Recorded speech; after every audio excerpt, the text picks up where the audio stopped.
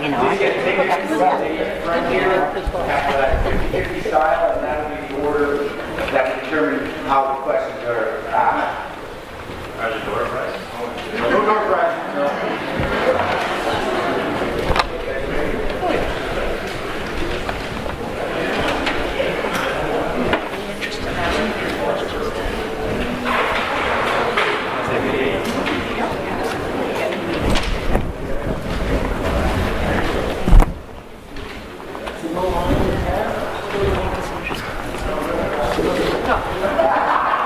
Alrighty, well, welcome to the United First District's All Candidates meeting here for 2019. My name is Darcy Rainey. I'll be the moderator today. Please ask that no audio or video recording devices be used at this meeting tonight. These candidates are all about... Why is that? It's a matter of privacy. Can I answer that? Oh, go ahead. Okay, I'll answer yours. There you go.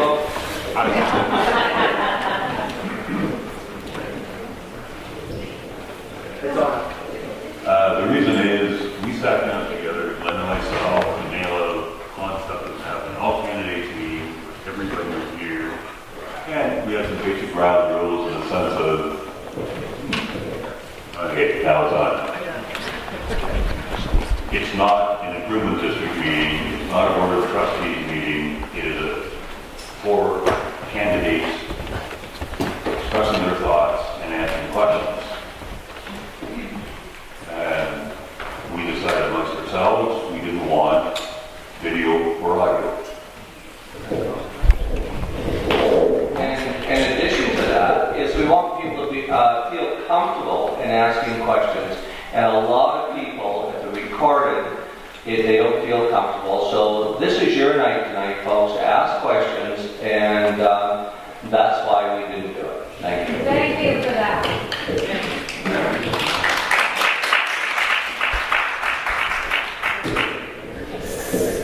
Alrighty. Okay, so again, these candidates are all volunteers. I think their willingness to put their names forward to sit on the board, give up their time for our community is to be applauded.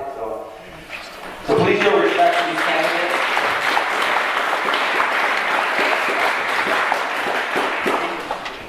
And show respect for people asking questions, and so no heckling and profanity, please.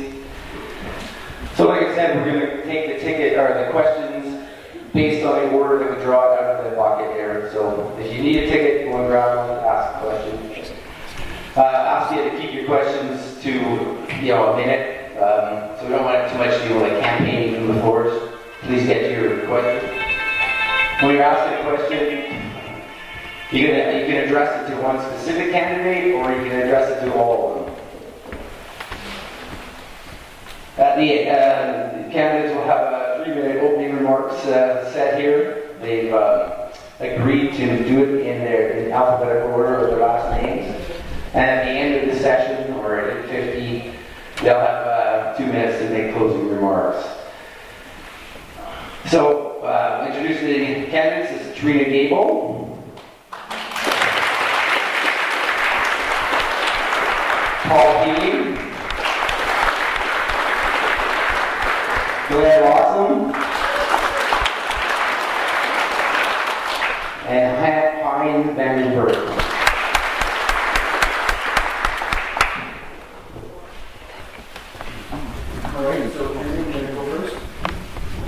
Yeah, sure.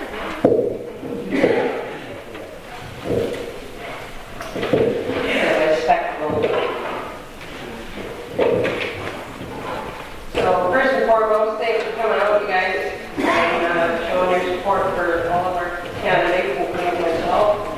A little bit of my background: I was born and raised in Port Hardy.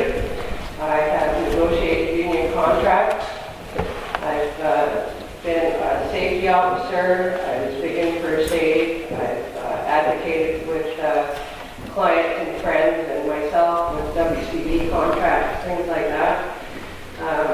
One of the things and why I chose to run is I like to advocate for people. I want to make sure that people are treated fairly in all aspects, regardless of race or gender,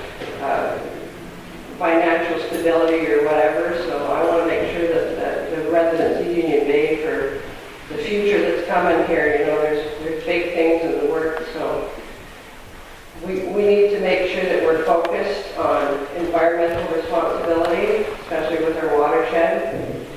One of my big things is that I'd love to be a part of that negotiation team with Island Timberlands to protect our watershed, make sure that it's sustainable for the years to come.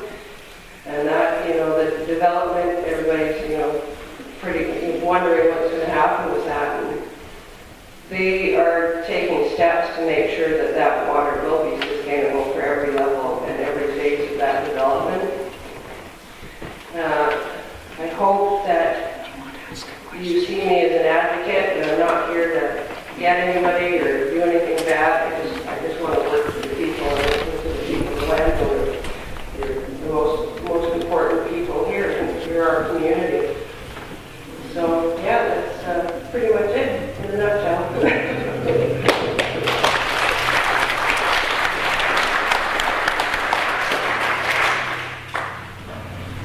Okay, good evening. Good evening. My name is Paul Healy. I moved to the Union Bay in 2017. Prior to that, I lived in the Comox Valley for 27 years. I resided in area B and C of the Regional District for 22 years. My 43-year working career was spent in the financial services industry. I spent 20 years in the banking sector. I was self-employed and as an independent mortgage broker for 18 years. The last 11, I owned and operated an office on Cliff Avenue in Courtney, and had up to 8 brokers reporting to me. I spent 6 years as an executive Comox Valley Minor Hockey. I was ice controller for 4 years and worked on the budget and setting the fees each year. I was president of the association for 1 year. During that time, we opened a new arena, added 2 rep teams, and added the girls division. We were the largest minor hockey association on Vancouver Island. I am not against development. During my working career, development provided me an opportunity to arrange mortgage financing and make a living. However, any development must be supported by the necessary infrastructure.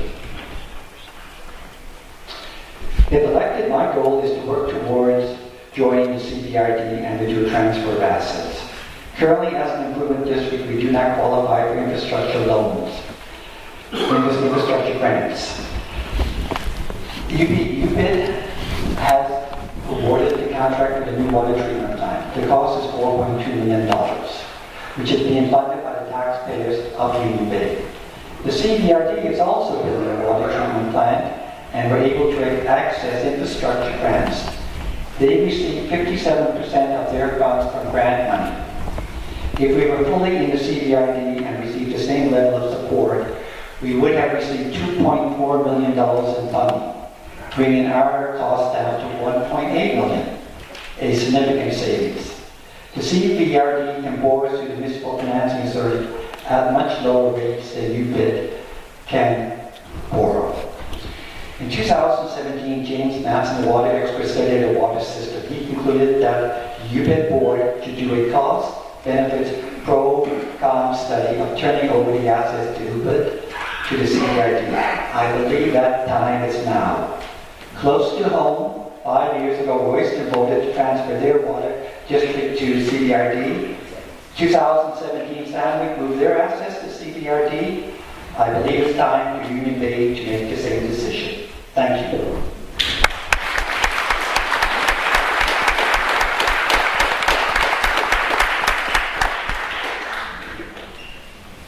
I'd like to thank everybody.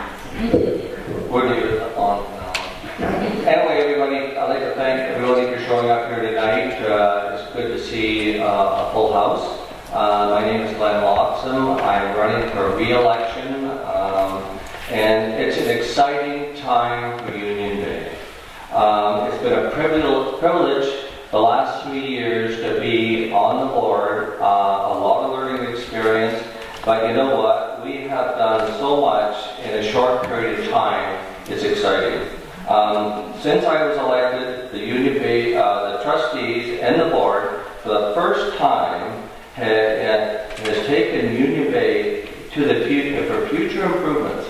For the first time in the last election, the landowners gave us a clear majority to go in a positive direction to the future of Union Bay.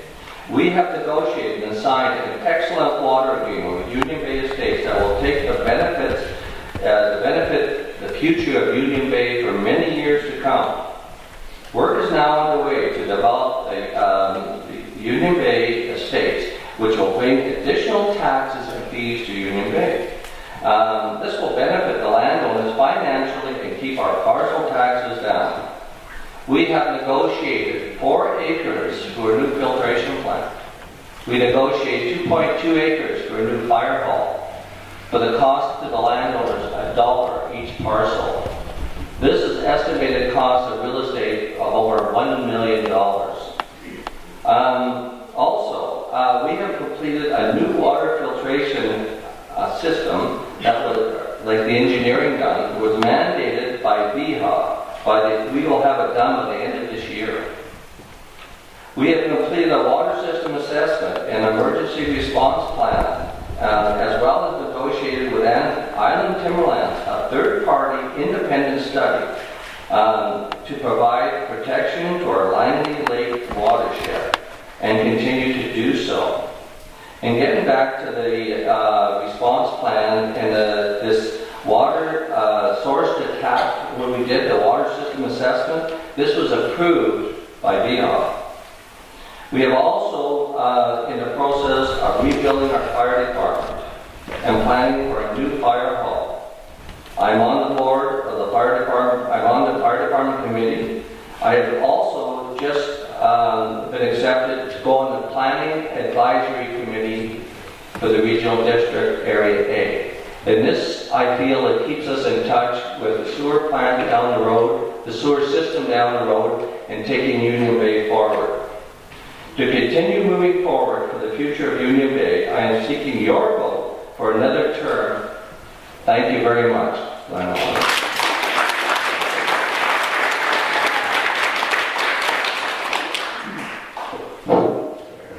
Good evening. For those of you who don't know me, my name is Ryan Bender. I've been a full-time resident of Union Bay since '92, where I also developed and ran a small motorcycle business until I retired 4 years ago. The Union Bay Improvement District has 3 areas of responsibility. I believe the desires in regard to these duties are shared by all of the residents of Union Bay. Street lighting, this is hardly a problematic issue. Water, protect and maintain our water source, Langley Lake. Ensure our new water treatment plant is completed and put into service as soon as possible, and thus permanently get rid of the boil water advisory. Fire protection. As a former Union Bay volunteer firefighter, having served 10 years, I take a deep interest in this important responsibility. We have needed a new fire hall for many years. We must plan for this with future growth and development in mind. My thoughts are, growth and development are on the horizon, and I fully support that. Bear in mind, however, that it will also greatly increase our need for infrastructure upgrades and expansions, which we of course will have to pay for. We already know that as an improvement district, there are no grants, government funding, nor below prime loans available to us. This leads us to the concept of governance change. There are 2 alternatives to remaining as an improvement district. These 2 options would be form our own municipality or join an existing entity such as the Comox Valley Regional District. Before choosing, we will need a comprehensive governance review to be conducted by the British Columbia Ministry of Municipal Affairs. Only after the study has been completed and presented to the public can we have a referendum on our future governance. My personal view leans towards joining the Comox Valley Regional District. Why, you ask? I have a difficult time believing we, as a small community of less than 700 households, can afford to develop, build, and pay for a small-scale version of the organizational structure of the regional district. The thought of taking on the task of creating a building, development, inspection department, along with the necessary legal, engineering, and administrative departments is daunting. Along with this, we would also be responsible for all road repair, maintenance, snow removal from Buckley Bay to Spindrift Road. This is only the short list. To me, duplication of services is not usually cost effective. However, keep in mind that it is not the Board of Trustees that will make this choice. The residents of Union Bay will make this decision by voting on it. It's the duty of the Board of Trustees to implement the will of the people. I have more info on this particular topic of governance change, but I'm running out of time, so I say thank you.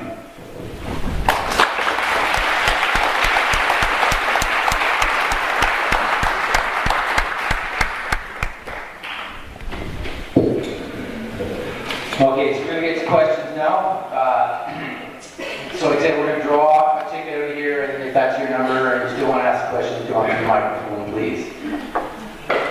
Please state your name and where you're from. We want questions only from people that are eligible to vote in this election, so you should be an eligible voter in the Union Bay Improvement District.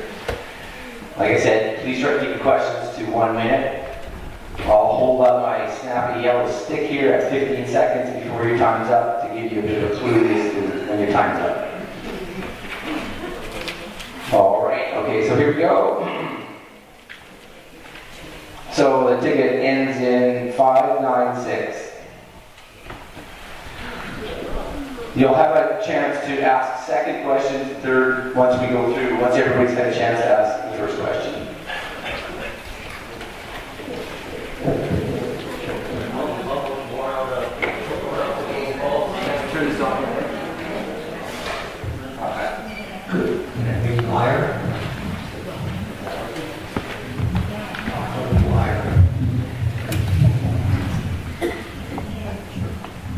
Good evening, my name is Jerry Sando, long-time resident. My first question is, my understanding is over the years of being involved that we have approximately enough water for only 5 more hundred houses.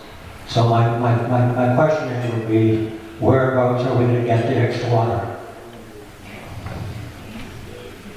Are you addressing all the candidates on that, Chair? Sorry, I would like each of you to answer, thanks.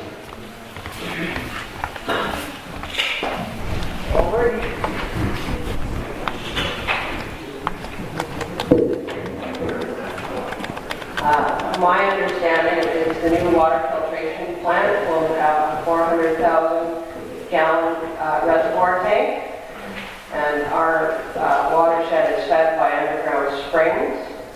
That reservoir will hold, I believe it's 3 days, but don't quote me on that, I don't have a point in time to get into that information, but if the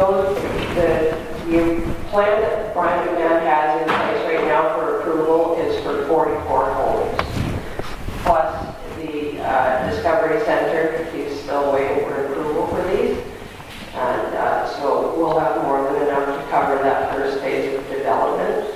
And as such, once that first phase is done, he's responsible, his company is responsible to do studies to make sure that it's feasible for the next phase to move forward.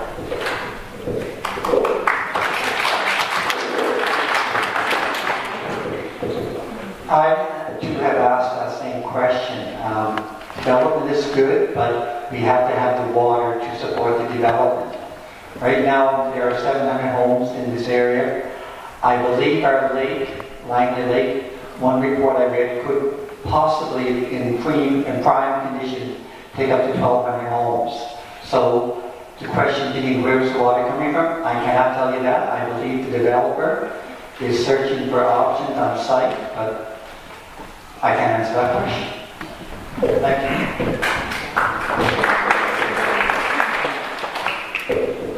Langley Lake is fed by underground springs. Nobody at this point knows how much water will supply. At this point in time, every year the lake goes down to a certain level and it stays there. So we, in the water agreement, have given the developer enough water for 100 homes. After that, he has to approve that. So really, I mean, down the road, every stage he goes, he has to approve that, and we have to see what the lake will stand. But like a lot of places in the prairies, like Tria said, is they have storage tanks. So what we do with our filtration system is we clean the water, we put it in the storage tank for 400,000 gallons, and there's addition for another storage tank to add to that. So it's quite common to have storage tanks to feed the water system. And that's my comment for now. As far as in the future, everything so far shows that it's fed from underground springs, and I can't tell you honestly how much water is there. But you know what? We're going to have to go one step at a time, folks. And so far, we'll go from there. I can go by this water superintendent, and all he says is the lake goes down so far and stays there. So we have to go by that, and we'll take it from there.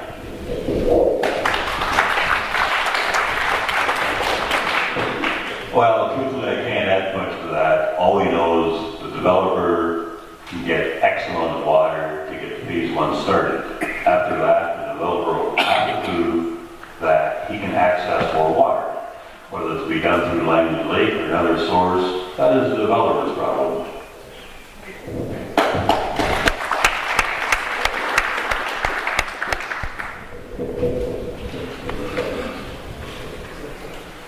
All right, 575.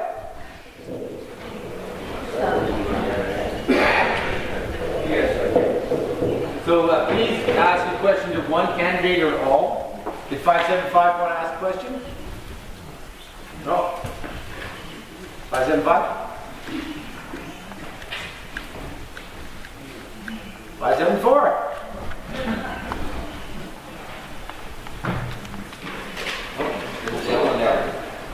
Oh, okay.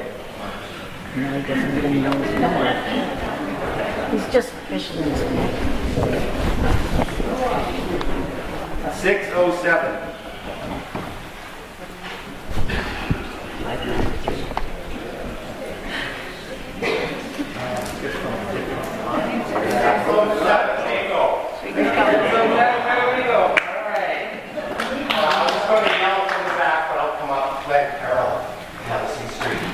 There's a lot of talk on joining the CRE. Could we know who you are, please? Glenn Carroll. Well, you didn't say it in the He did. Glenn Carroll. All of you could really respond to pros and cons of being part of the CRE, Comox Valley Regional District. And can we just join as a community, or what are the problems and how do we go about that?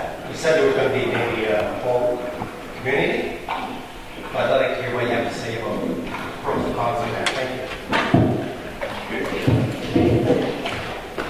Well, I guess I get to start this one.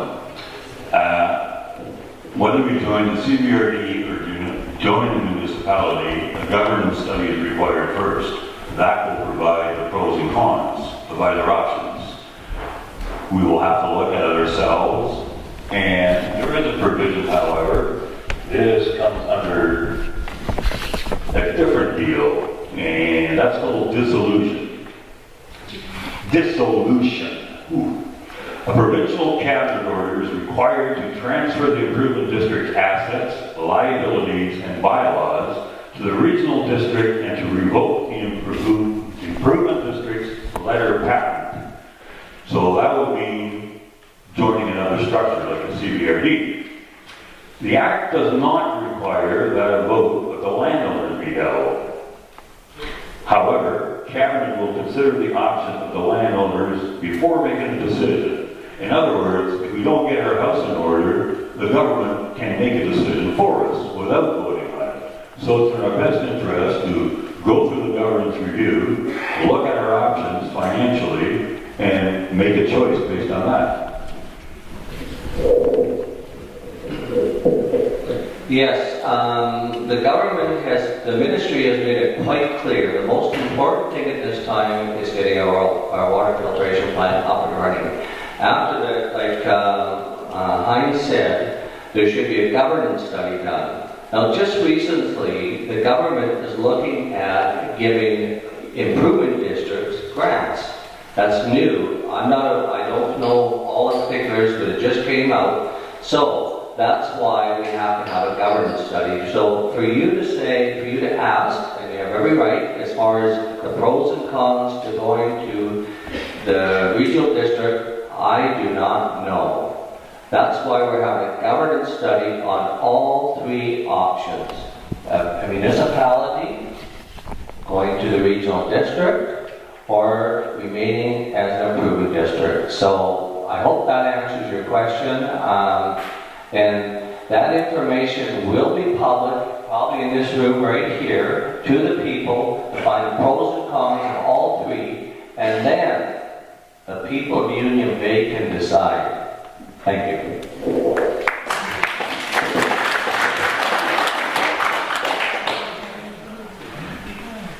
Well, in joining the CBRD, I think there are many pros. And the main one is we're joining an independent governing body that will help us to move forward. We are a very small community, probably 1,700 people. We are looking at a large expansion all around us here with the new Union Bay Estates. We do not have the planners, the hydrologists, the experts on hand in this community right now to make that step forward. As mentioned in my opening remarks, we do not access grants. So we as an improvement district have to fund the whole project ourselves. And going forward, we need to build a new fire hall. I was talking to a gentleman on my road today, and he was mentioning, we were talking about the pipes. And there's 40 kilometers of piping in this valley that need to be replaced. There's a lot of costs there. There's also, there's so many other reasons too, because at least we then have an independent party, like I said, going forward. Something that can help us and to move forward in a good direction. Thank you.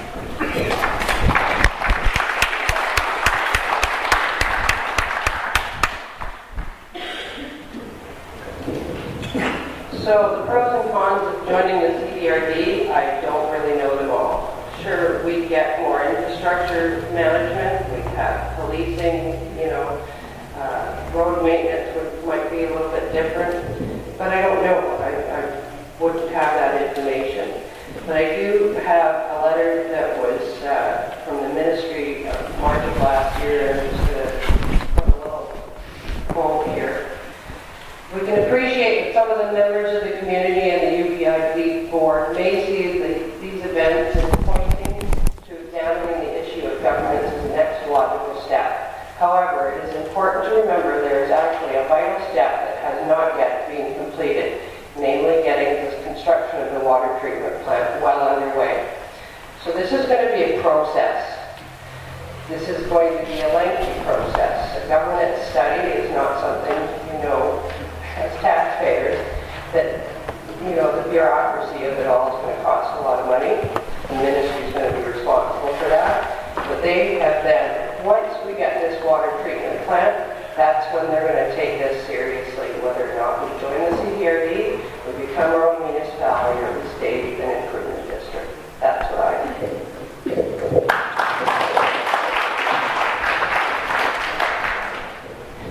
So, did somebody have a number that we already called?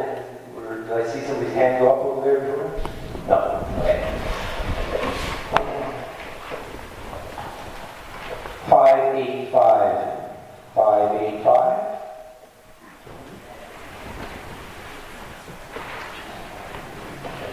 No? Right here. Oh, he's got it. Oh.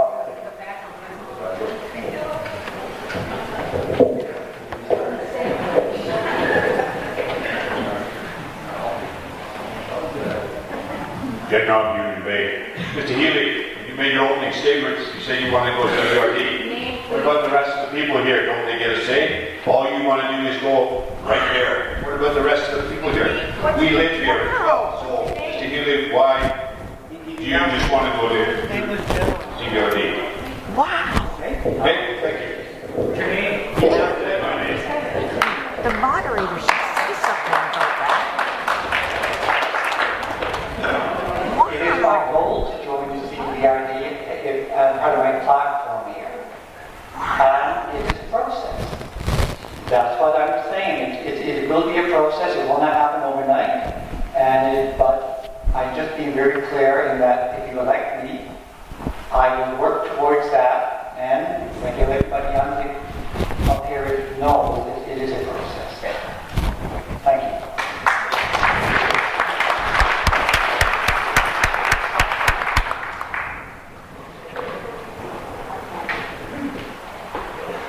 $600.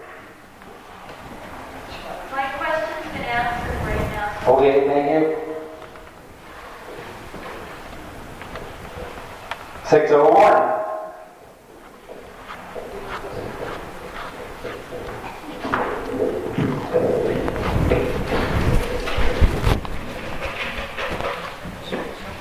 Hello, my name is Susan Monroe. My property is on Kilmarnock Drive. I have a question for all of you. Do you agree with the current board's decision to close and cancel meetings? And if so, why?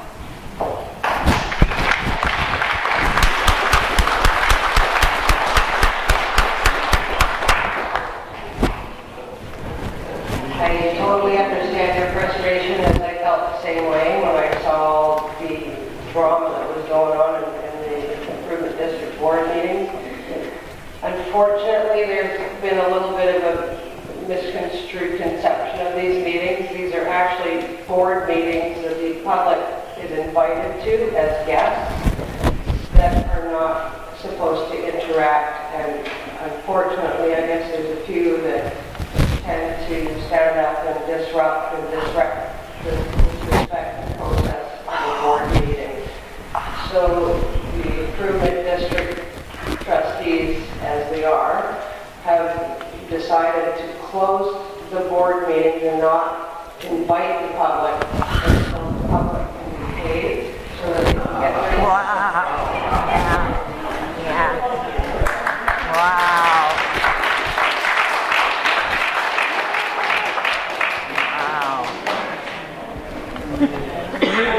We're all adults here, and we have to respect each other, and we have to let our opinions be known. As what I understand is that when there's board meetings, the trustees get their minutes, 5 days, maybe a little bit more, and they have time to make corrections or add things to the new business agendas. I've run many different types of meetings.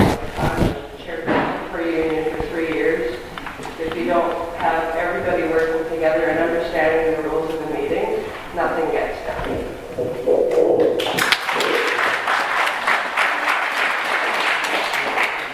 I believe the meetings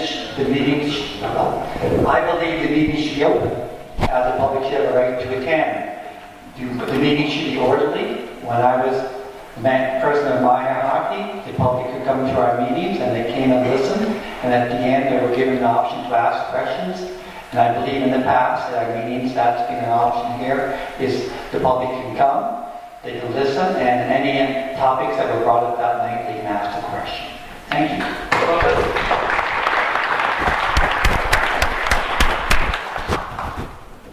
First off, these are not public meetings. They're board of trustee meetings that the public can or cannot be invited to. The only meeting that we have to have is the AGM. Yes, I am open to inviting the public, but the last half a dozen meetings is a group of people that are, in my opinion, are intentionally trying to disrupt our meetings.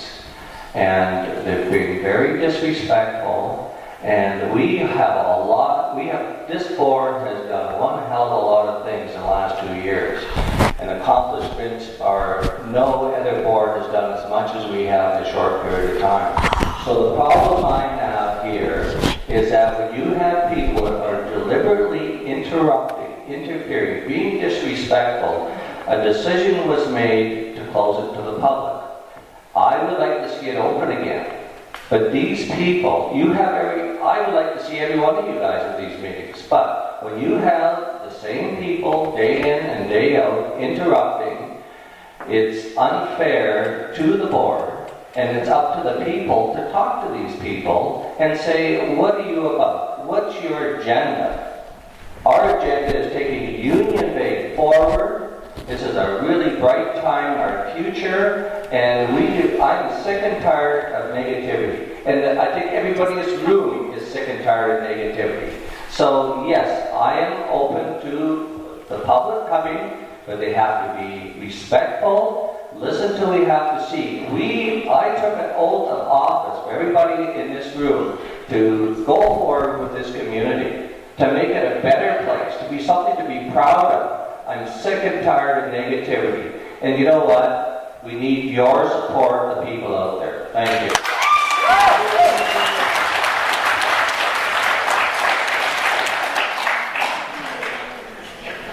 Let's break down the concept of meetings. There's 4 basic meeting types. There's a public meeting, where everybody can attend. There's a closed meeting, public is not allowed. There's a committee of a whole, another structure, and there's the in-camera meetings. In-camera meetings, obviously, is in camera, no one is allowed, and the minutes are not published. Committee as a whole are usually brought up when something of significance has to be dealt with on a quick basis. It's a simpler method, which brings us down to public meetings and public meetings close to the public. I value the concept of a public meeting. I also recognize that public meetings are problematic in some ways. However, for transparency's sake, in the interest of all the people, we need them. We can't go without them.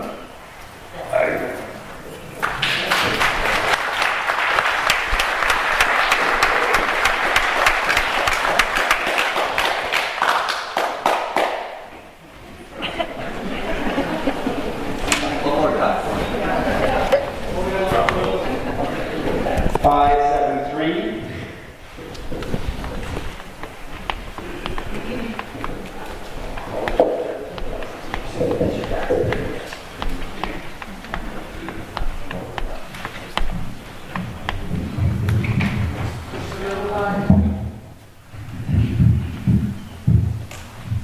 Hi everyone, my name is Etta Grant, and I'd like to direct this question to you.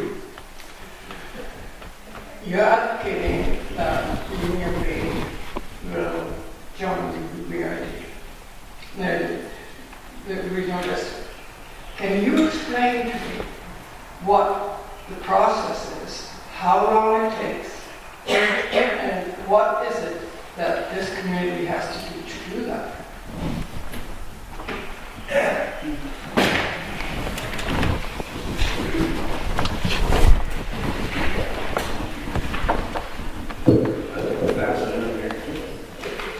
I have the notes.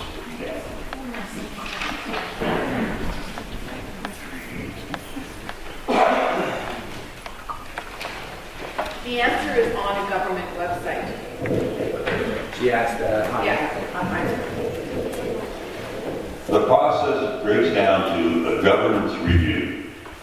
After the governance review is done, they will make a recommendation based on our financial status, the problems we have to deal with, and recommend the best way to go. How fast does this go? It depends on the complexity of the community. When Royston joined the CBRD, it was a much easier task. They already had the water system that was piped into them. They were just basically paying for water. They didn't have a water treatment plant or their own water source. They didn't have a fire department. They got their fire protection through Courtney. Thus, Union Bay has a significantly different type profile than Royston. So, the government study could take longer, yes. At the end of the day, they're going to look at our fiscal policy or our fiscal status. What do we have in terms of assets and liabilities, and base it off that. The study could take well over a year. Some places done considerably less. It depends on the complexity of the community. Are you aware that... You just asked one question.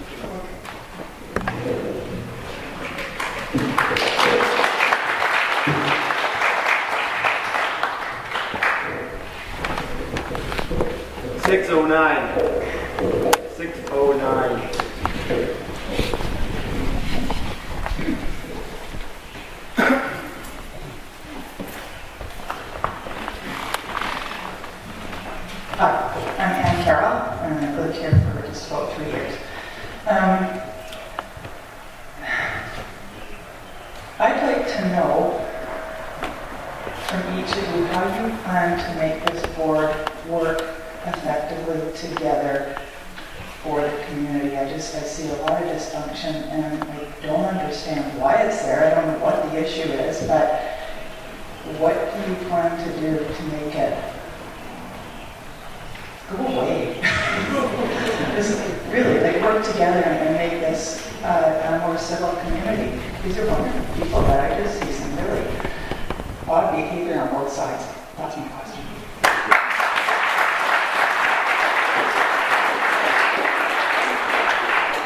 Well, actually, the board, the majority of this board has worked very well together. We've got a lot done in a short period of time. And unfortunately, all it takes is one person to go in a different direction. And I agree that we all should work together. And that comes down to the oath of office. So when you swear the oath of office, you should stick to that. And that's the problem. When you have a person that breaks that oath of office and goes in a different direction, that's where, the oath of office is here for you people. That's why I signed this oath, for you guys, to represent you. And that's my hat full time. You can't take a hat off and be a landowner the next day or the next minute and then forget a hat on. That's not a part of it. So we want to bring, I agree with you, that we have to have a board that works together. So the part of that is respect. And you have to respect each other, even though you have indifferences. It's all right to have indifferences. It's healthy. But at the end of the day, you vote on that motion or decision you make and you work as a group. But if you have one person fighting it all the time, it's very, very hard. But this board, I'm very proud to be a part of this board. This board has been very focused. We have got a lot done in 2.5 years. So people, I think you're well represented, and it's unfortunately there's negative things out there. I would like to change that. I would like to see unity in our community. People, let's get rid of the negativity. Let's go forward. I totally agree with you, but everybody's got to be on board. Even if you have different opinions and decisions, it's democratic. You vote on it, and you accept what the outcome is. Thank you.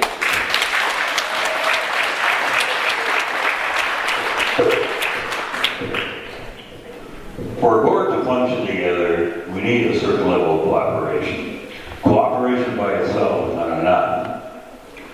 We also need a certain level of compromise. Regardless if we have 5 different opinions, we have to come to a consensus and break it down to 2 opinions. Ideally, a single opinion would be ideal, not really reasonable to expect that. However, 4 people in one direction is better than 3 people in one direction. Ideally, it'd be 5 people in one direction. We're going to have discord, obviously, we're going to have disagreements. We can't change that part. However, we do it as adults in a reasonable manner, respect the other person's opinion, listen to the other person's opinion, and then make a decision based on consensus. That's all I can really offer.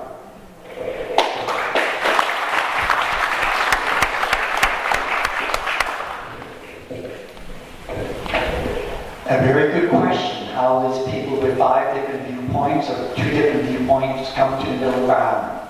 And basically, through compromise, discussion, looking at all angles, and coming up with what is best for the community. Thank you very much.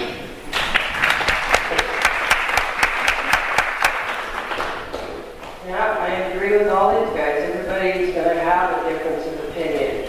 I think when we have issues like environmental responsibility, that needs to take some time. It needs to take some time and hash it out, because everybody's going to have a difference of opinion. Some people want to industrialize improvements to the world. Well, maybe that's not the best thing to do, but so when you get a group of people that don't get together, you have to work on a compromise. You have to get the fine details out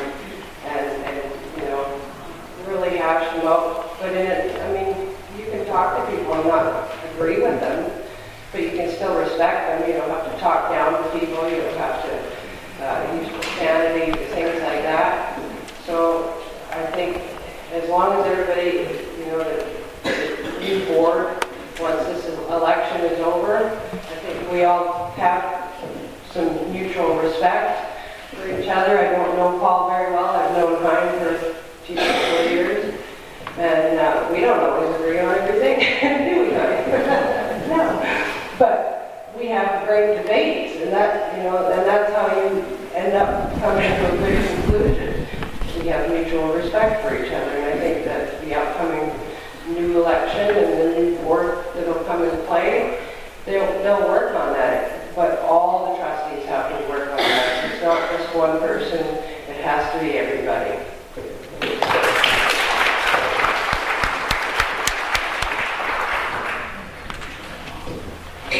Five nine three. Right here.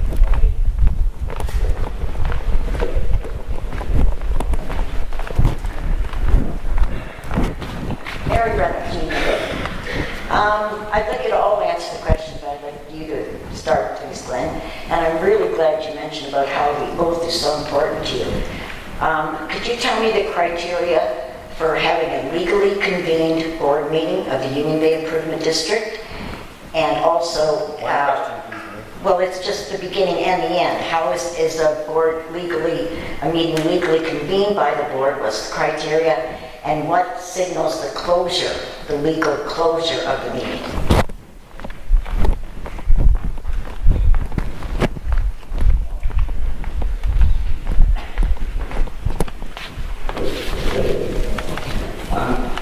I don't know if I quite understand your question.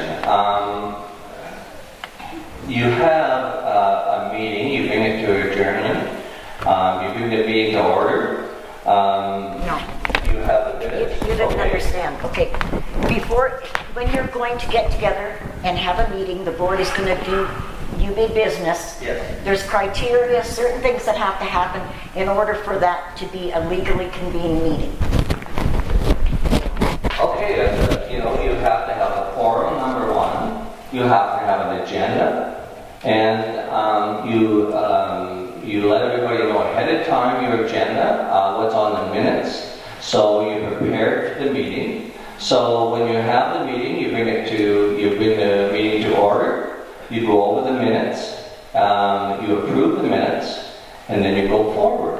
On the agenda, you bring up what's on the agenda. You agree with it, you talk about it with every trustee, and then there's a motion.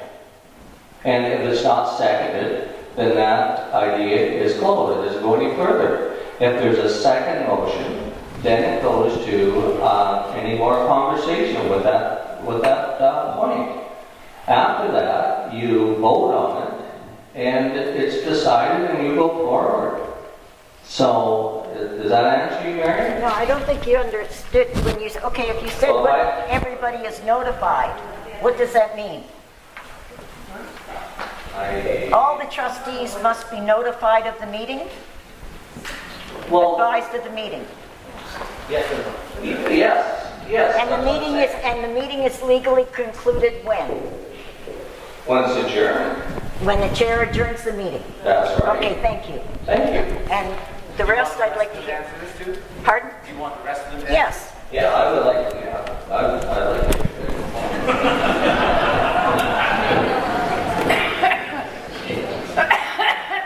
So from what I understand, the process is, and how I would see it, is that the agenda would be prepared 5 days forward.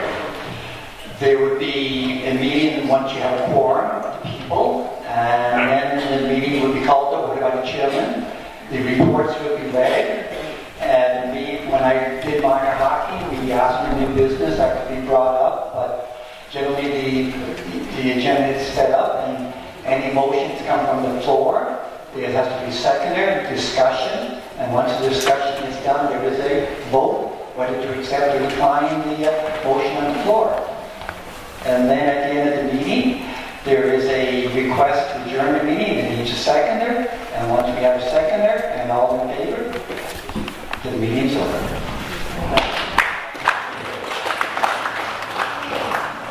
Yeah, these two got it right.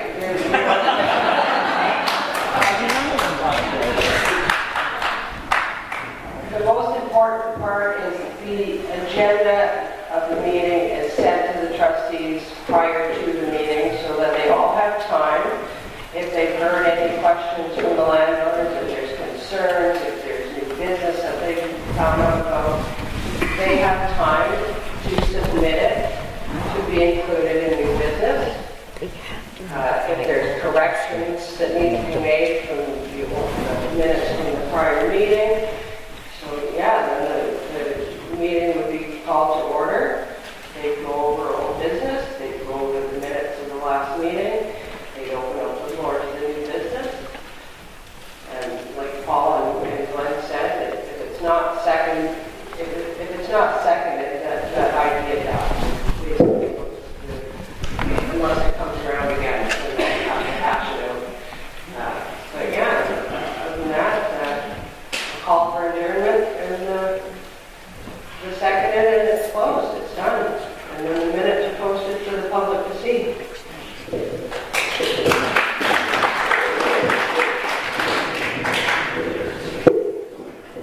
Having been self-employed most of my life, I haven't had to deal much with large meetings of this nature.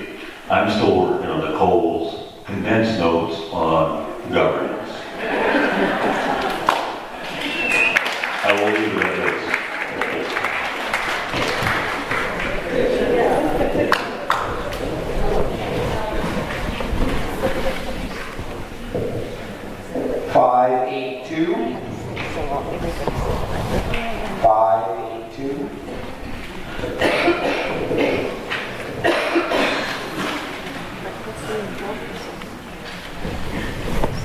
Rosemary Saunders, Union Bay.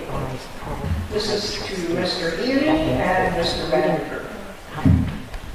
You are supported by a group of landowners demanding clean water now.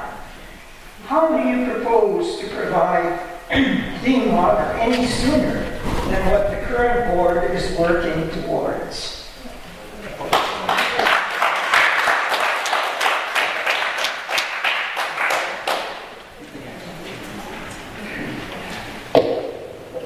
I'm not aware of any organization called Clean Water Now, nor am I supported by an organization by that same name. In fact, I've never heard of it. My concept for clean water is finish the water treatment plant, which is on its way. I cannot make the process any quicker than what it's going. The construction will start in June, as per the statements made by the chair. It will be concluded when it's concluded, hopefully in early 2020, according to his own file. I'm not suggesting we can make it go any faster. I don't know where this information is coming from or who this group is.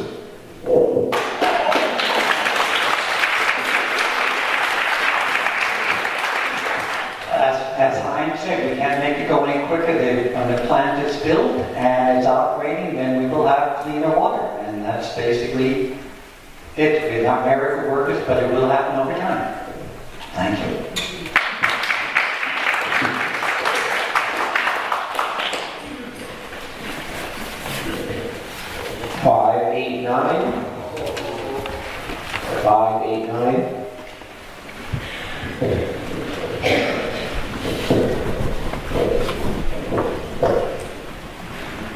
Yeah, good evening, Jim Elliott, Union Bay. I'm just trying to think of a new question because my question's been asked, so bear with me for a moment. I guess the thing that comes to mind is we've all seen the tender it was now let and the costs that are going to be for the new water plant. I am curious if the members sitting in front of us, the candidates, can tell me what is going to happen as our parcel tax is going to be virtually fully committed to paying for the water plant, given the posting that was on the website. where will the other infrastructure money be coming from for all the projects in the future?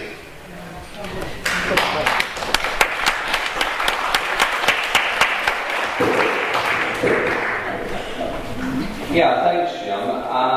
First off, the parcel tax will have increased $46 a year. The project was $4.2 million. We have $700,000 we're going to put towards that. We're going to keep $500,000 at this point in time for any emergency situations. So now we're down to 3.5. But also, at this point in time, there's extra money that's going to be coming in. We have land up here that we have to sell for $200,000. We have, anytime now, the permit should be coming in within 6 months for the development. He has to agree to write a check for $450,000 and that figure, and for CEC credits for water hookups. Instead of paying one door at a time, he's going to give us a check in the full amount for that to put towards to down pay our loan. And in the meantime, what we're going to do is we're not borrowing the money right away. We're going to go in stages with this money. So what we're going to do is pay as we go until the project's finished, see what we have left, and then take a loan on that. Where the money's going to come? For every hookup is $8,900. Let's say $9,000. So for every 100 homes that the developer makes or brings on, that is $900,000 in hookups charges. So for 300, that's $22.7 million that could come into this community. Then, of course, you add, like Jim says, parcel tax is going to be, but the addition is $491,000 or $491. Sorry, so let's round it off to 500. Okay, so for every 400. So for every 100 doors is $40,000. Times 3 is $120,000. So this money adds up quite fast, and down the road, I mean, unfortunately, we have been put in a position to pay for this on our own. So after that, there'll be a governance study, and hopefully, we can, and unless the government changes their mind and the Improvement District Connect grants, we'll find out. But for any future development down the road, we are looking for a new fire hall and will be grants. And we have a reserve right now, and hopefully, and this money is going to be $46 a year over 25 years. And the reason we did that is because a lot of people out there are on fixed income, so they're going by paycheck to paycheck. So we stretched out for 46 years, or for 25 years, I'm sorry. But you know, with good management, I can see us paying that off within 10 years for the development. This is a cash cow, and yes, Jim, there is something could happen tomorrow. I can understand, I can't look in the future. But if there's any improvements down the road, the developer will be paying his share, a good share of replacing the pipe that's required to improve his supply. So I hope that answers your question, Jim. That this developer is a cash cow for this community. I'll tell you right now, and that's why we have to go to have a governance study. Anyway, sorry.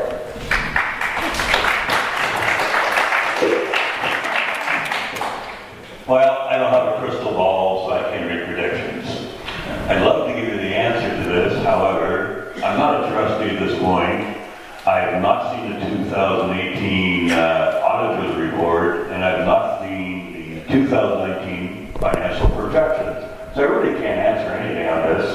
The only way to do this is you'd have to vote for me, put me in as a trustee, and I can find out.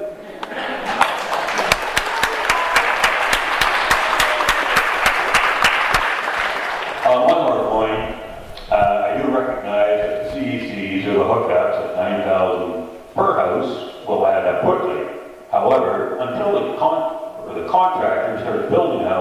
on said property to the developer, we see nothing. Right. So it's up to the developer to develop and sell properties and then thus build houses. He cannot sell a house and a property currently because he has no water yet or septic. So let's not put the cart before the horse.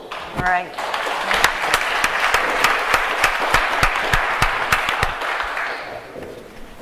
As Hein just said, there is a long ways to go before we see any money, I think, coming from this development.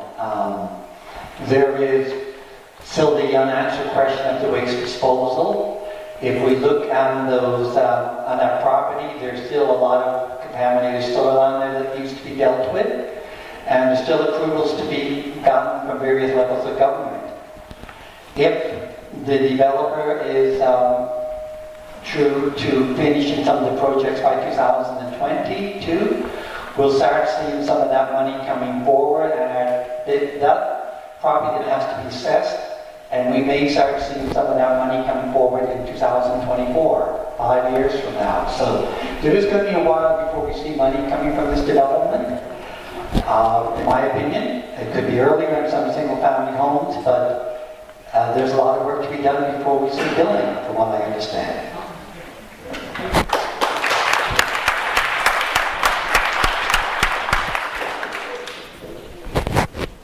So I am not a trustee yet either.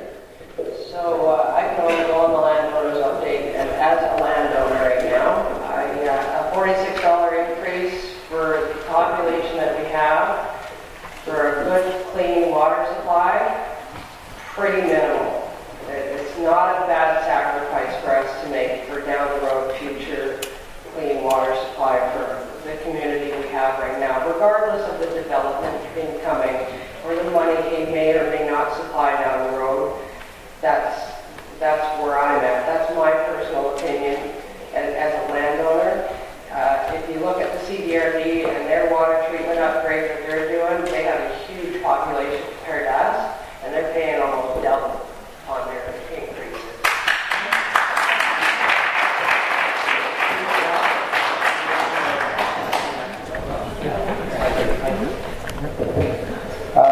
We still have a few questions here left. This is a matter of time, and ask the candidates to try to limit the amount of time in your answer. I don't want to, shut you down because it's your campaign, but we still have questions to go through. Lots of them. Thank you. All right, 606.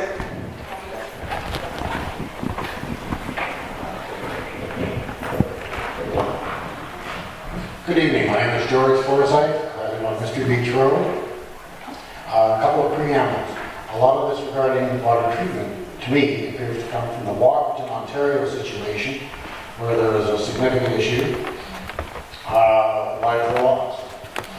Down time from that, I lived in Sydenham, near Sydenham, Ontario, for a while, where to address the water issue, they had to install a water treatment plant and septic.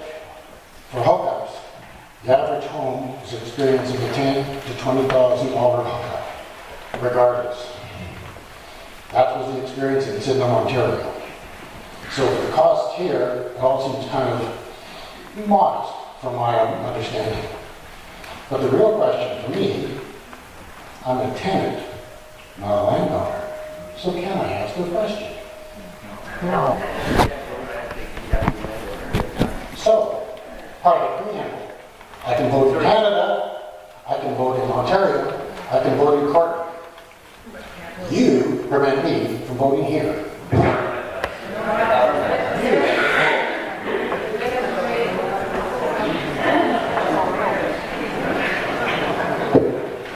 I don't think it's the word that prevents it, it's the rules.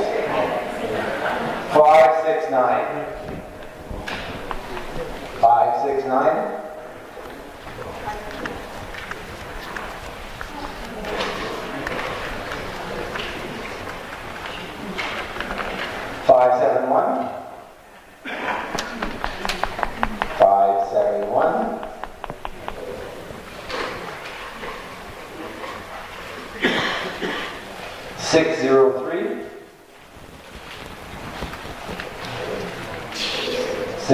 There we go.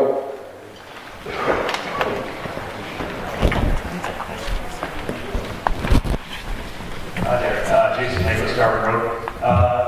Just a general question about the election. I actually don't know who all is running. I know these are 4 candidates here. Who are the other candidates? How many get elected? There's 2 openings. Oh, okay. Okay, 2 Right now, there's 2 positions open. Peter Jakes and myself. If you don't mind just giving a general overview of how the election works. I thought we were voting on all new board of trustees. If you could just explain the process, thanks. Okay, that's a fair enough question if you don't have the information. Right now, there's 2 openings. Trustee Jakes and myself. Trustee Jakes is no longer going to run. He's ready to retire. Well, he should be. He's done an excellent job. Myself, I want to rerun again. So I'm running, and there's Hein running, Paul's running, and Tarina's running. So there's 4 candidates, and so when it goes to election, you will have 2 votes. So you can pick any 2 votes amongst the 4 of us, and go from there. There'll be a advance poll on the 9th, and on the 20th, there will be the regular election. I hope that answers your question. Thank you.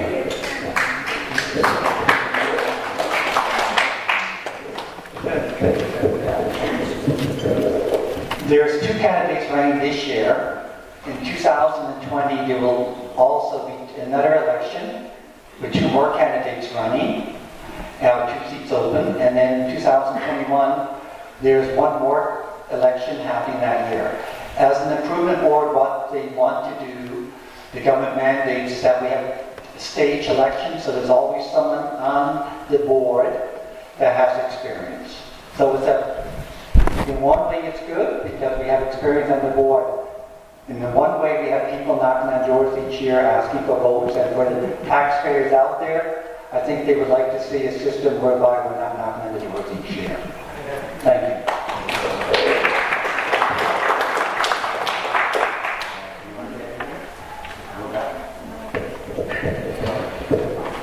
Five, six, seven. 5, 6, 7.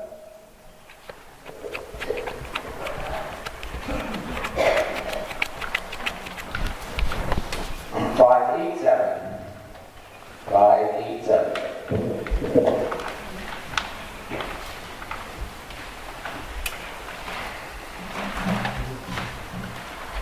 Karen Valeri, Union Bay. I'm going to address this question to Glenn because I think he's familiar for what a ministry has said in the past to the board.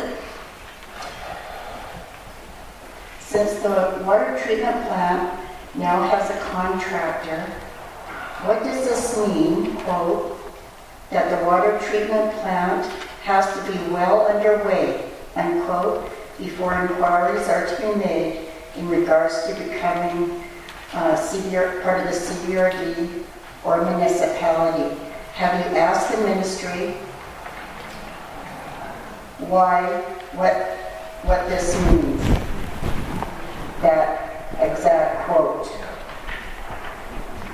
Thank you. Thank you.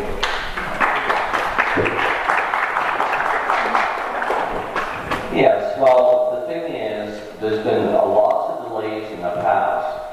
In my opinion, there should have been a water filtration plant 10 years ago. So, where the ministry was very, very clear that they're tired of delays. There was 2 passports, don't even want to go there. There's been 2 extensions, and we run out of extensions. They would not give us another extension last year in August. The 18th August of last year was the last of any extensions. So we have to go forward, and it was quite clear that they said there'll be no more interruptions, no more delays. We have to build the filtration plant, get it up and running, and then go to a governance study. Now, I have no problems speeding it up, but the thing is, I am really concerned when I see signs to go to the CBRD without a governance study.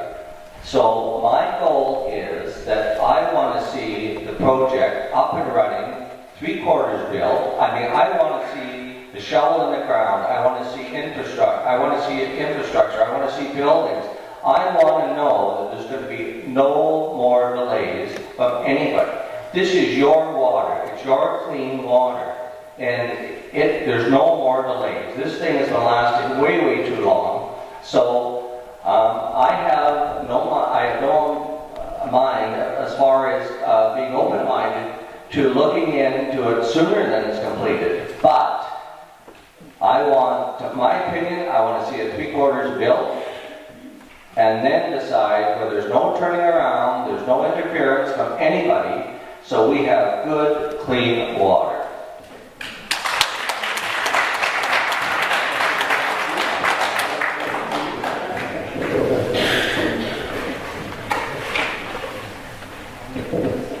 Right, 588. 588, there we go.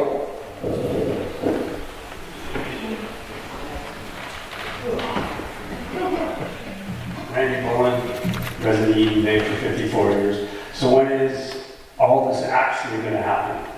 Like, I've waited 20 years for Kensington. It finally got going.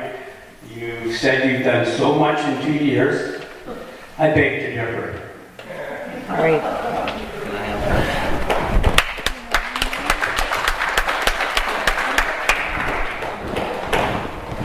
I guess I was dragged on me, was it? Anyway, it's fine. Okay, your answer. We're all waiting. Okay, can I answer it? Let's put on our shoes and move forward. And you know what? I totally agree with you. And that's where we are right now. We have awarded a contract. They say it's going to start in June. Hopefully it'll even start in May here. I'd like to see the thing built by the end of the year, and let's go forward. As far as what we've done a hell of a lot in 2 years.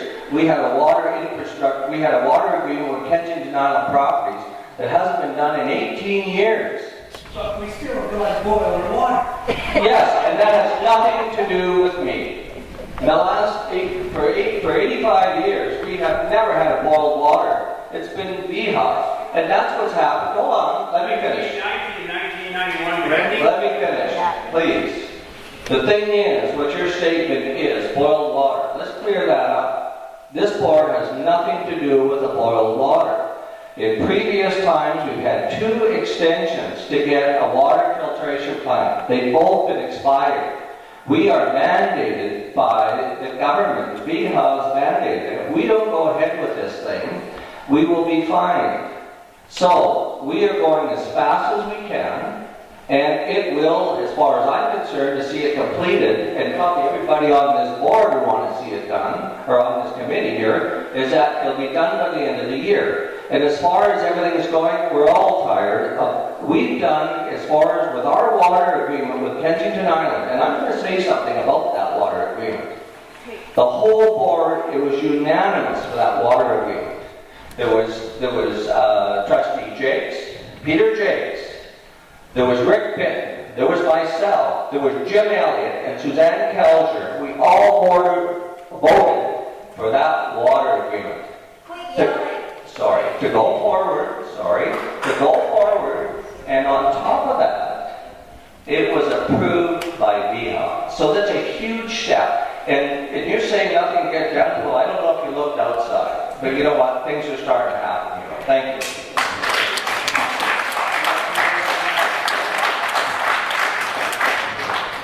I just have a little bit of an answer to your question.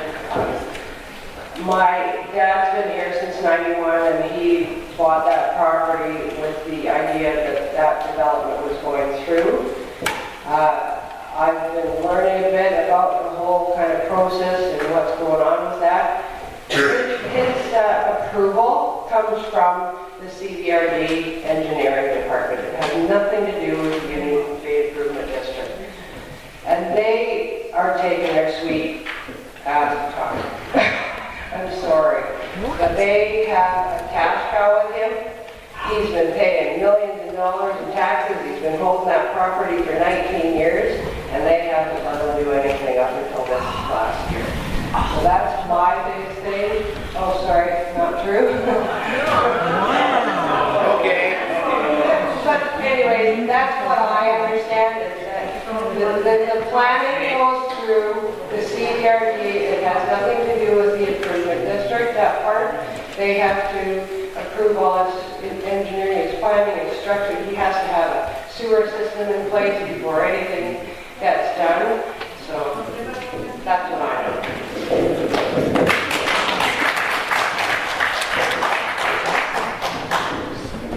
A couple things to consider, whether we call it Kensington, currently it's known as Union Bay Estates, they're on their own timeline.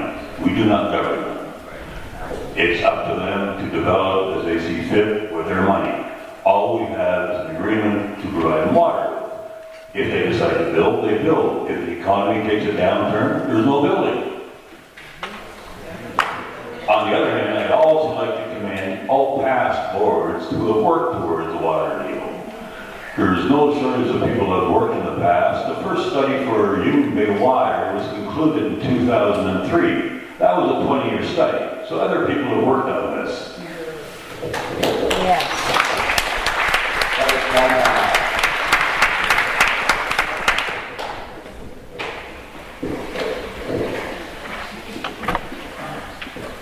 All right, 592. 592.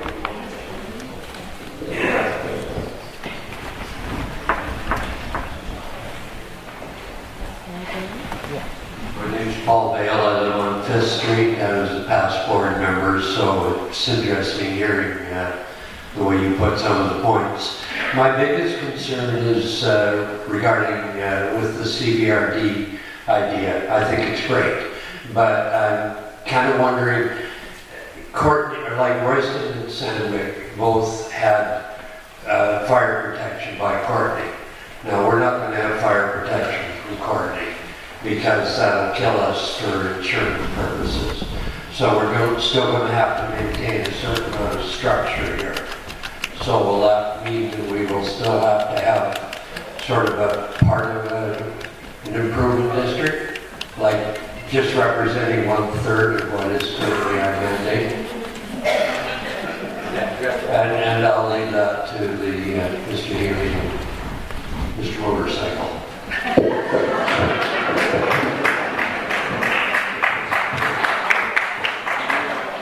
I let Mr. Motorcycle go second. Yeah, definitely we're going to need a fire protection, and as we can see with our neighbors down in Fanny Bay, they have fire protection as part of the CBRD, and it works great. So there's no reason why to believe that we will not have the same protection here, and be able to service this community.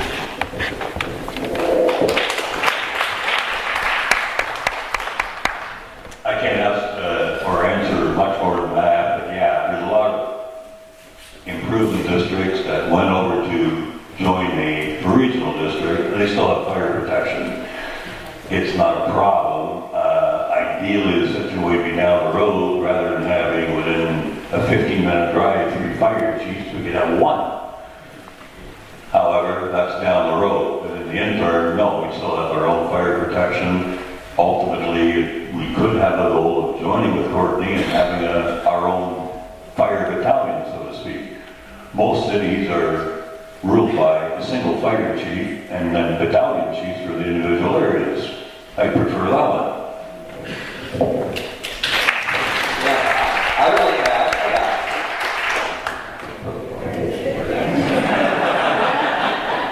I'm too long last 604. 604.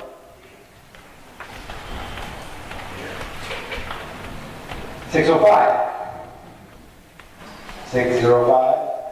Oh, there we go. Andrew Lang. And if elected, sorry, Andrew Lang. Oh, Andrew Lang. If elected, and we are still a Union Bay Improvement District, would you schedule the AGM before the election? Or after, like it's been moved to the last 2 elections, I think. That's it. Up to all of you. I believe it was in the Union Bay paper this week that it's at the end of the month, so it's after the election. I have nothing to do with that. Yeah, but if you were elected, would you change it so that we have the information on what the board has done in the full Before the election? Before the election. Before the election, you'd rather find out the fiscal. Yeah, that's a possibility. I totally understand what you're saying, that you need to see what this current board has done before you make a decision. Is that what you're saying? Yeah. I understand. It would definitely be something I'd look into. The bylaws for the province of BC for improvement district states that the election is held at or after the AGM. So obviously, this is not happening this year. Right. Also, our own bylaws for the improvement district of Union Bay calls for the same thing. Yeah. I've been asking the question to myself, and I think others have asked it to me, is how did the AGM get moved after the election? And maybe Glenn, as the next person to speak, can answer that for us also.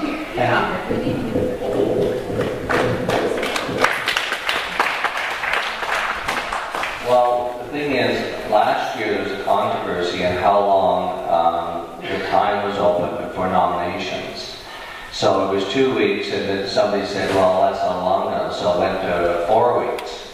So that moved everything down the chain. Now, being at the beginning or the end does not matter to me. At the beginning, and it happened last time when I was elected, all we had was 2 minutes each candidate, and the AGM went on. That's why we have all candidates meetings, to get everything out there. We have more time. 2 minutes is not enough to know anybody. So there's that. So, and the other thing is, at the beginning, at the month, there's a lot of people that are not here. They go called snowbirds. They're not here for that AGM. So if it goes moved to the end, yes, you don't get your 2 minutes. And again, that's why we have the AGM. It's not the 2 minutes I'm worried about. It's the information that's given out at the AGM. Financial. Well, okay, and that's good, because the whole thing is, there's nothing, to me, there's, the other pro is the other pro of having a meeting at the end of the month is that you have your new elected trustees that can hear what the people have to say, and therefore, that's the time that's the time you can swear in the elected officials, the elected trustees. So, honestly, it doesn't matter if you one way or the other, and we could change it in the future. I have no problem with that.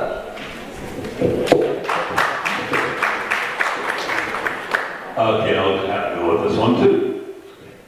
Traditionally, in the past, we voted at the AGM.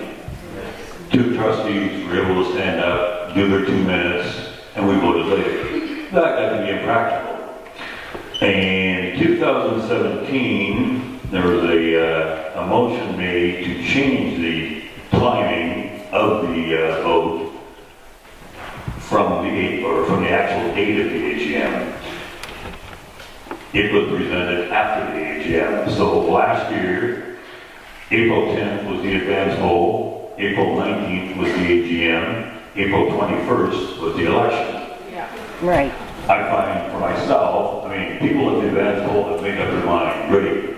I would much prefer to see the 2018 fiscal report come in and have me look at the 2019 financial projections in order to make my vote if I haven't predetermined.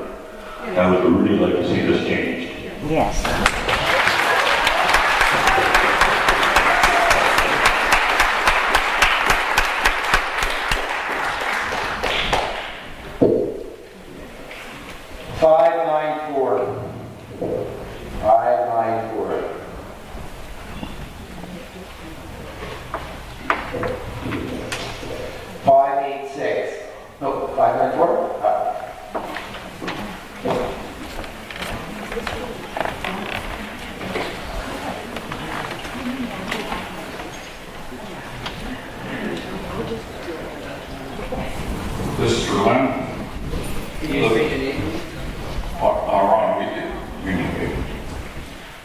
petition with over 400 signatures to explore the pros and cons of becoming a CBRD service area was voted on by the board. We sent a letter to the CBRD for information and was passed. Why was not this followed up with? This was just to send a letter to the CBRD for information. Yes.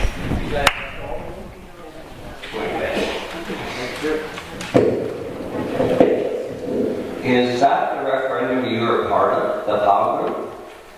No. What are you talking about? No, I'm asking you a question. What referendum are you talking about? What referendum are you talking about? Talking about a referendum.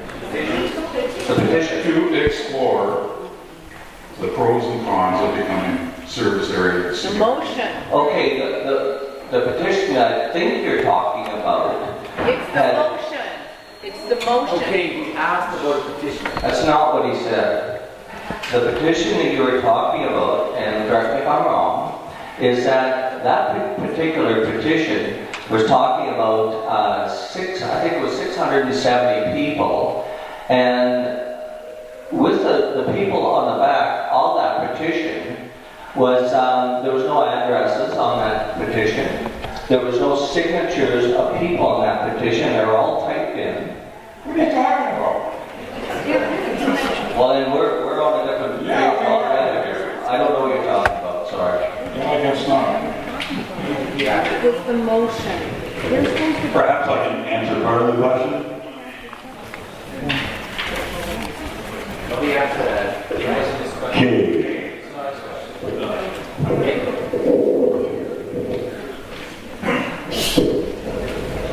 Okay, 586, did we get to 586?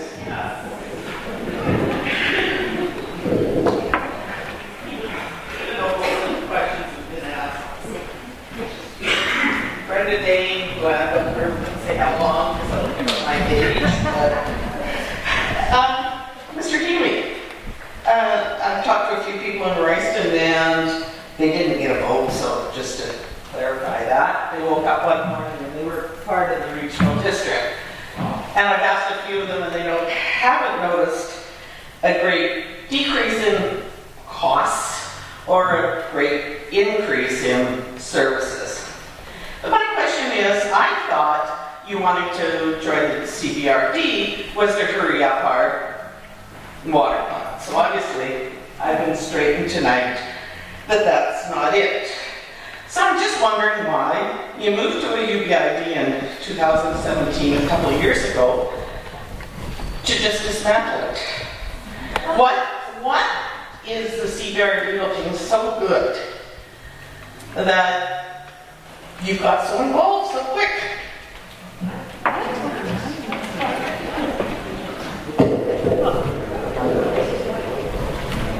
When you move into a new area, you don't always ask the question, and when I did not quite realize what it did. I saw that when I first came here, I moved from Area B, and the first thing I noticed when I looked at my statement of adjustments was that my taxes went up by $800. I had sold a comparable home in Area B and moved down here. So one thing is that taxes in Union Bay tend to be higher than other areas. I recently compared a property in Royston, the same value as ours, and if I moved my house to Spindrift Road, I would also be saving about $800 a year on taxes by the time I include the tax portion, the tax portion in parcel taxes, and of course the consumption. Our consumption rate is quite high. So if I had to know all these questions coming in, I may not have moved to Union Bay, but once I got here, I realized what a great community it was. I walked through a lot of streets in this area in the last few weeks and met a lot of great people, and it is a great community, and I want to stay here. But to stay here, I think that going forward, we have this large development coming on here, and we do not have the expertise in our community to handle that. We need to go outside experts that have planners, hydrologists, etc. on our side to make it happen. So that's basically, I enjoy this community. I came on, and I want to stay here, but I would rather stay on as part of a full service area to CBRD and not as an improvement district. And one of the reasons that if we stay on as an improvement district, we do not get access to grant money. Yeah. Glenn made an allusion earlier that may happen. In all the reports I've read, the government is not, basically, they don't recognize improvements district and want them to move into municipalities or region districts. That's what the reports I have read. Yes.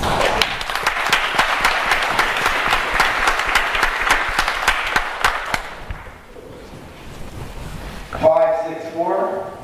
564.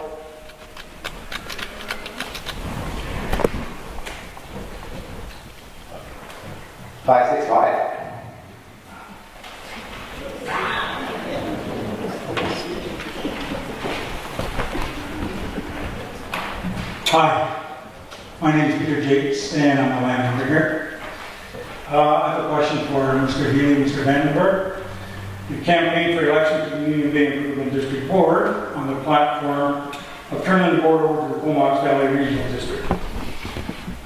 Should you be successful in your campaign and become elected, you'll have to take an oath of office. That in part, and I quote, "I will faithfully, honestly, and impartially, to the best of my knowledge and ability, execute the powers, duties, and functions of my position. Furthermore, I will comply with all policies and directions of the Improvement District and comply with all laws." My question to you is, how can you swear to this oath of office, then turn around and make every effort to disband the Union Bay Improvement District Board that you just swore allegiance to?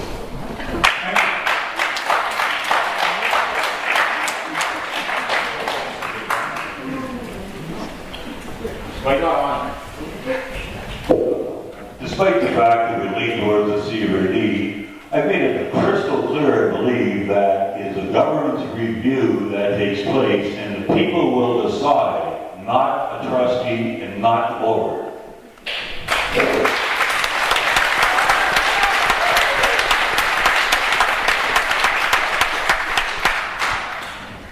Again, turn it off. Again, we swear a declaration, but we also will be swearing a declaration to do what is best for the people of Union Bay. And we believe that going to a full service model as a full part of the CBRD is the way to move forward. We are currently a part of the CBRD. They do our building planning, they do everything for us. Our improvement district right now only has 3 functions: the lighting, the fire department, and water. So virtually most of the services we have are provided by the CBRD, and we're just fully moving into family. Thank you.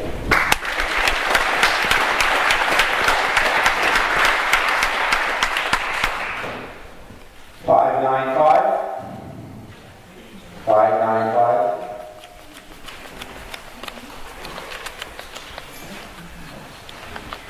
602. 602.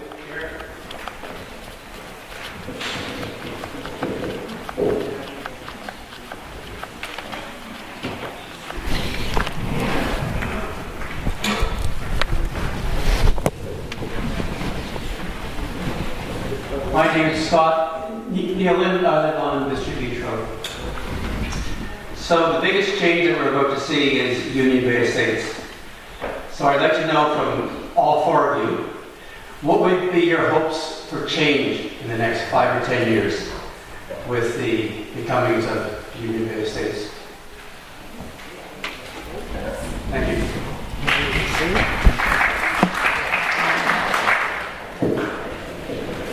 So the development with Union Bay Estates, I think, will bring a lot of new families here. The possibility of getting a school rebuilt out here is a big thing. You know, we get kids out here.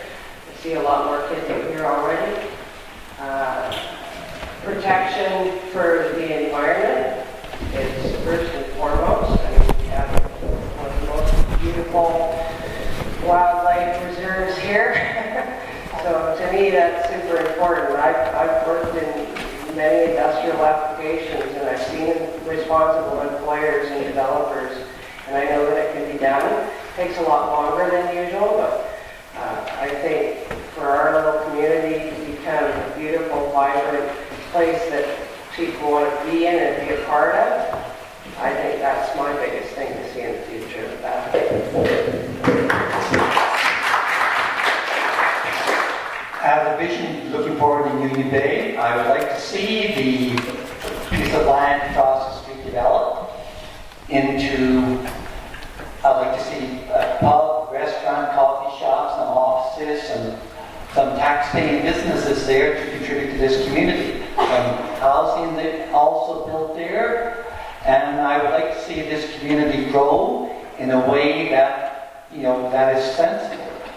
But again, we have a situation where right now the permit that Union Bay Estates has is between 60 to 100 doors with the water that we can supply. So as long as they can find the source of water, or maybe Langley Lake will provide more than we know. But we need to see sensible growth. We need to see a good community going forward.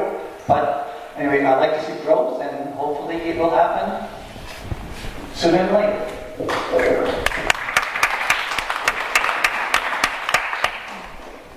I would like to see unity. I would like to see stability in this community. I could see new businesses coming here. I could see a school coming here down the road. I could see a park, new ball time. I could see a grocery store. I could see a seniors complex. This is an exciting time, people, to take Union Bay forward and work together as a community. It's endless. I would like to see our downtown center become a beautiful, it's beautiful with things, but we need upgrades. We've got a beautiful location here. We can have a beautiful downtown center. It's just amazing. The other thing I would like to see with this project is that he has to build a sewer plant. Now, building that sewer plant is going to be big enough to take in Union Bay. So it should answer a lot of questions down the road. If he builds that sewer plant and we can connect in, it's going to save this community a lot of money. From the CBRD coming all the way into Courtney, there's a great opportunity here to have hookups at a lot more affordable costs. So that's what I'd like to see. Thank you.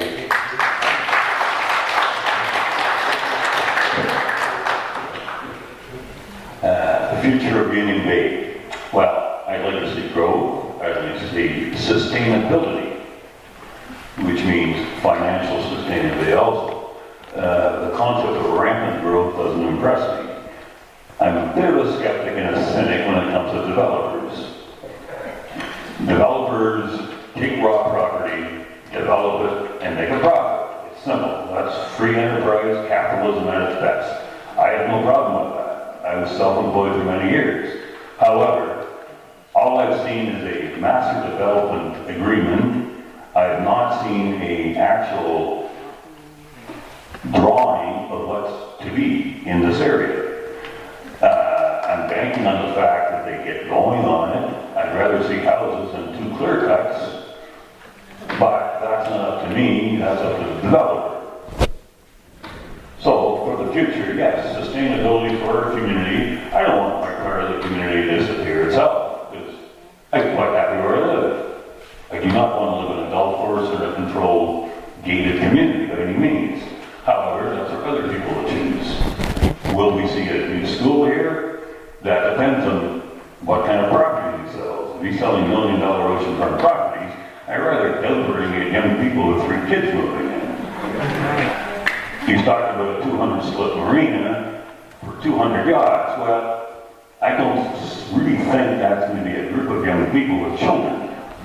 However, that's his problem. That's his development, and I wish him well. And I hope it works for him, and I hope it works for our community.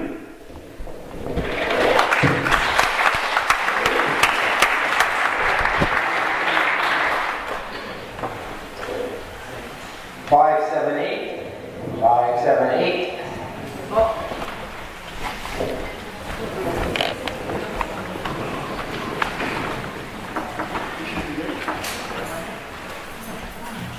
Finally, Susanna Kelcher, trustee and landowner. First of all, thank you everyone for running. And I want to know from each of you why you would delay from the opportunity to receive infrastructure grants and municipal financing.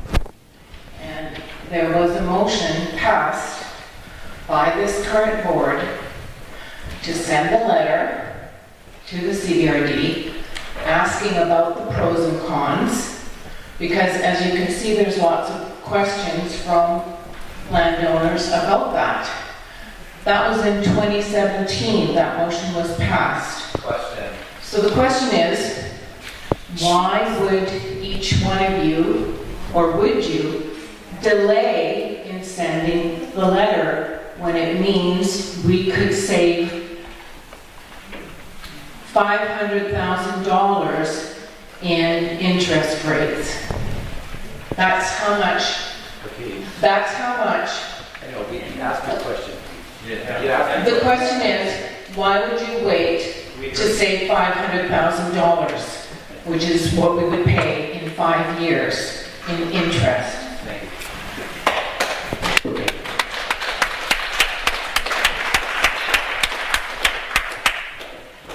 Honestly, as a landowner, no, I wouldn't want to delay it saving $500,000, but the problem is the Ministry of Municipal Affairs and Housing has mandated that we have this water treatment plant in place. No.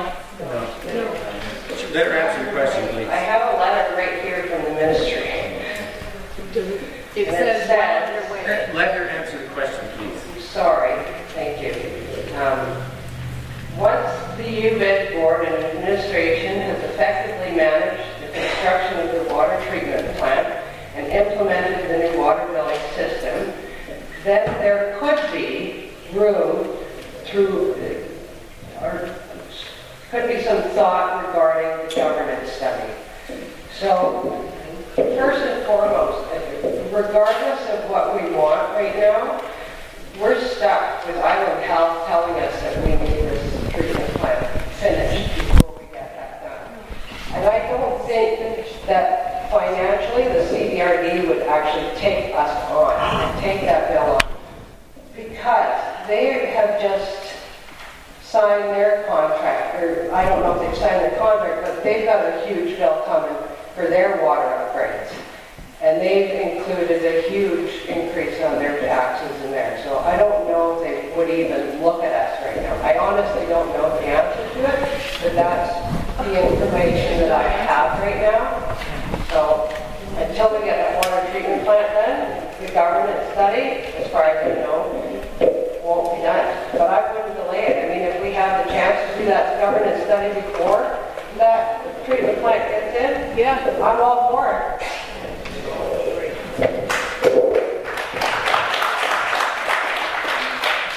I believe we should look as soon as possible to get any grant monies that could be available. And then the question being is, when can we apply? I'm reading through the same report that Dream is regarding the effectively managing the construction of the water plant. So the question is, when is that done? Is it when it's halfway done, 50%, 75% fully done? Or will it be available to us to apply once we actually have seen happening? We don't know this. We have to look into this question and see when we can apply and get money. So that's what we all have to look into. And once June comes, we see the ground broken, maybe at that time we can apply. But the sooner we can get grant money, the better.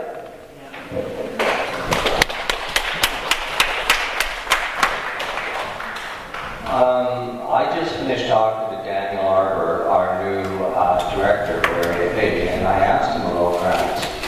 And he says there's absolutely no guarantee on getting any grant. There's no guarantee. To think you're going to go to the CDRD and automatically get a grant is not true. So, and as far as that goes, and the other thing is that any information that I received in the 3 years is that once you start a project, you do not get a grant. So we have started this project. We were forced into starting this project. It wasn't by choice. So, and the other thing you got to look at is the improvement district gets grants for their water project. I think they're getting 50% grants, Daniel said. And let's get down to our bottom pocket, what we're paying out of our pocket. The regional district is building their water filtration plant. Each landowner in the regional district is going to pay $86 with all the grants. Here in Union Bay, without grants, we're going to pay $46 a year without grants.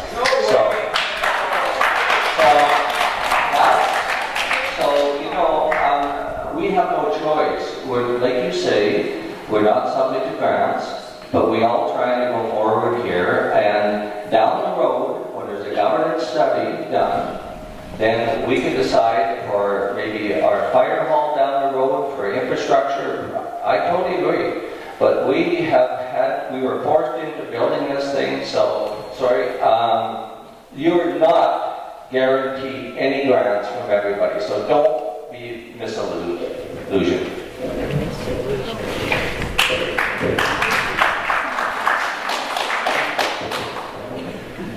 I'm just following the paper trail on this thing, and the only thing I have in writing from the government, I write to Edmondson. I guess the end of the sentence would be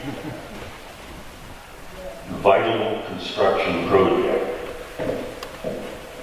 Then next, once the UBID board and administration have effectively managed the construction of the water treatment plant and implementation of the new water billing system, there could be room for some thought regarding governance. In reaching that point, it will be important for the board to understand and consider the province's approach to the examination of service and community governance change. Now, construction of the water treatment plant, does the site prep count as construction? I don't know. I suppose they could be contacted and find out at what level. We could look for a governance review, but this is the last data I have on the subject. Are we eligible for other grants and low prime loans? Possibly. But the only way to really find out is by becoming a trustee.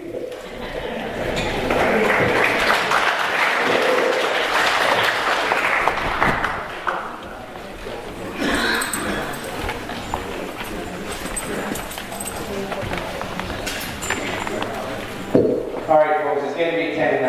We said at 8:50 we would shut off the questions, so sorry, we have a few questions left here, so we didn't get to those, but I'd like to have the candidates a chance to make closing statements.